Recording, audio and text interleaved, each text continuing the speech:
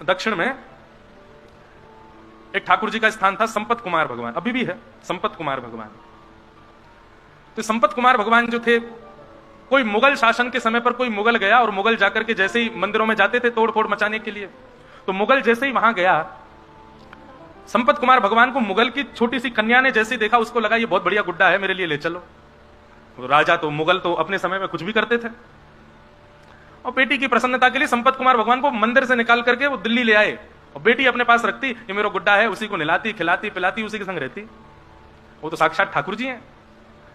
एक दिन रात्रि में रामानुजाचार्य जी शयन कर रहे थे, संपत कुमार भगवान स्वप्न में प्रकट हो गए। प्रकट होकर बोले, तुम आराम फरमा रहे हो, आनंद कर रहे हो, और यहाँ पे हमको ये मुगल लोग ले आए हैं गुड्डा समझ करके, इनकी बेटी हमारे संग में ऐसे खेलती है जैसे गुड्डा गुड़िया का खेल।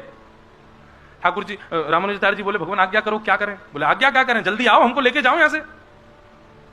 तो रामानुजाचार्य जी अपने हजारों शिष्यों के साथ दिल्ली आए, और दिल्ली में उस बादशाह के दरबार में जाकर के स्वामी श्री रामानुजाचार्य जी ने निवेदन किया, हमारे ठाकुर जी को तुम्हारी बेटी गुड्डा मान करके अपने संग ले आई है, हमारे ठाकुर जी हैं, वो कोई गुड्डा गुड़िया नहीं है, उनको हमको वापस कर दो। और जो मुगल राजा था वो कहने लगा, बोले कि मैं कैसे मानूं वो तुम्हारे ठाकुर जी हैं?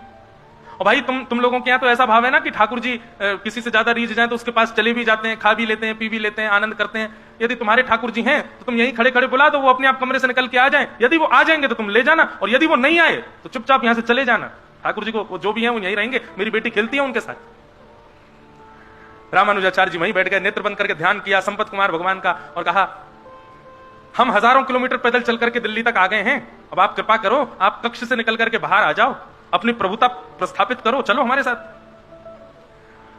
नेत्र बंद करके प्रार्थना की तो ठाकुर जी उनके चित्त में आकर के कहने लगे, बोले ये कलयुग है, और कलयुग में मैं अर्चक के अधीन होता हूं।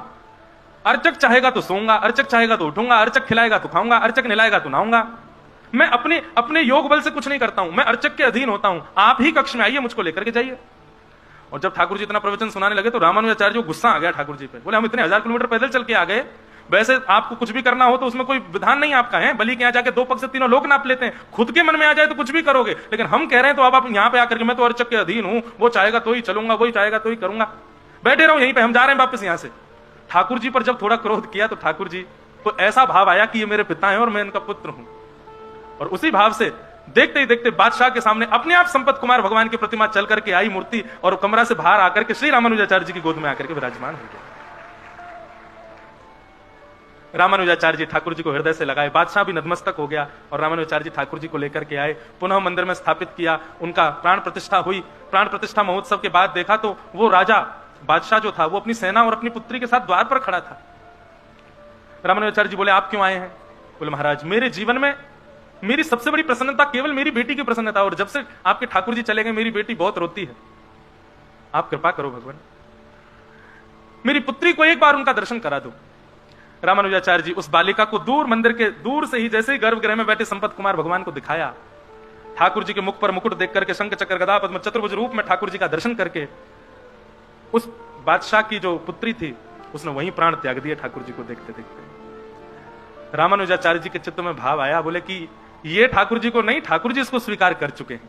और तभी उन्होंने टर्की अंबा, वो टर्की का था राजा, तो आज भी दक्षिण में मां को अंबा बोलते हैं, तो टर्की अंबा करके छोटा सा विग्रह ठाकुर जी के बगल में स्थापित किया उस बादशाह की पुत्री का।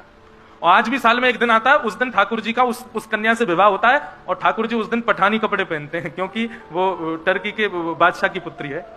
मैं दर्शन तो नहीं किया लेकिन मैंने कथा सुनी। तो मैं क्या कहना चाहता हूं, आप संबंध बनाओ, निभाने की जिम्मेवारी ठाकुर जी पे छोड़ो, वो निभाएंगे, और ये निश्चित निभाएंगे। ठाकुर जी बड़े दयालु, ठाकुर जी बड़े कृपालु।